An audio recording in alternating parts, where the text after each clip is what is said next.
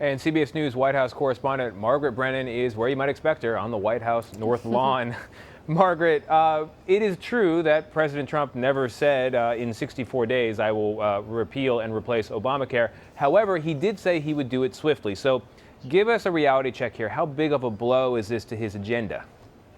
Well, it's a big blow because this was really President Trump's first attempt at governing, at legislating. Up to this point, much of what he has said he's accomplished has been done through executive order, basically ordering for things to be done, but not laws to be written. And this is the very messy process that is really would speak to deal-making skills. This is wrangling your own party, perhaps reaching across the aisle, something that didn't happen on health care. And it would have spoken to President Trump's pledge and promise that his business acumen and skills as a negotiator would translate into political wins. And in fact, this failure really shows the opposite of that, as a political novice, this was a pricey gamble. However, and I think Chip Reed pointed this out, the cost may be high as well for Paul Ryan, the Speaker of the House there, because once again,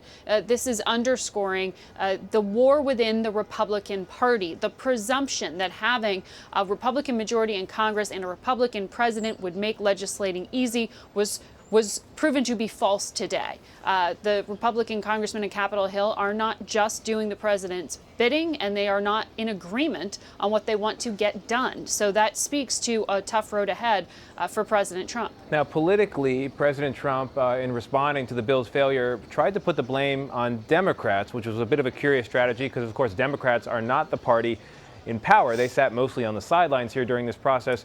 Politically, what is the president trying to do with this line of attack?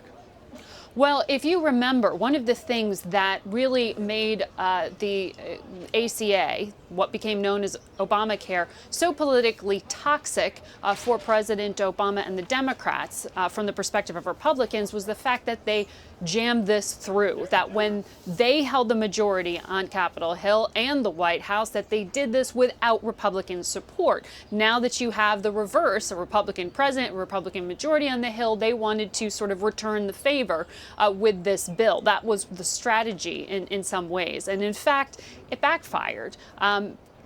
What President Obama, what many of his aides, many of the people who helped craft this original law would admit, there are real problems with its implementation, particularly in certain states like Kentucky, like Tennessee, which the president highlighted today. And this would have been a way to reach across the aisle to Democrats to say, okay, let's dig in and fix some of these problems. What would it take you to get on board? That's not something that the president did here, and perhaps it was a miscalculation.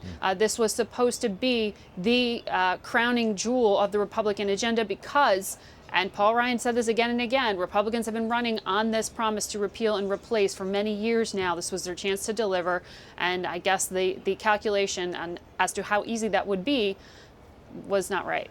Now, Margaret, this is a bit of a technical question, but I think an important one. Earlier, our colleague Major Garrett reported that from Speaker Ryan's perspective, a defeat of this bill would kill the 2017 budget reconciliation vehicle and also jeopardize tax reform. So is there a big distinction here between pulling the bill, which is what happened, versus an actual floor vote where it goes down on the merits? So what the White House and what Speaker Ryan have emphasized is that in their strategy, healthcare had to go first because it was going to make tax reform a bit easier on the math. That essentially it would be cost saving through healthcare that would make tax reform a lighter lift politically and perhaps make the math work a little bit easier for them as they go ahead with cost savings and cost increases. So it hurts that argument. It hurts that strategy. As Speaker Ryan admitted today, it will make his ability to get tax reform through tougher. It's going to make it more difficult.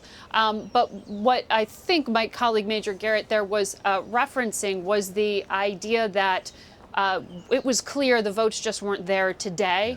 And the Republicans knew that before any vote was held, so they decided to avoid the embarrassment of forcing some moderate Republicans from taking a choice that maybe privately they'd say they'd back a bill and publicly didn't want to be attached to what was obviously a losing gambit at that point. So that's the optics of it. But on the actual policy making, this will make tax reform tougher, Speaker Ryan says, when it comes to basically the ability to offer certain cuts in certain places. You are going to have more of a financial drain and a financial cost if the current Obamacare system is in place. As the president says now, it's really essentially collapse and replace. They won't talk about fixing health care until, as he says, Obamacare collapses. All right, CBS News White House correspondent Margaret Brennan. Margaret, I feel smarter than I did 2 minutes ago. Thank you very much.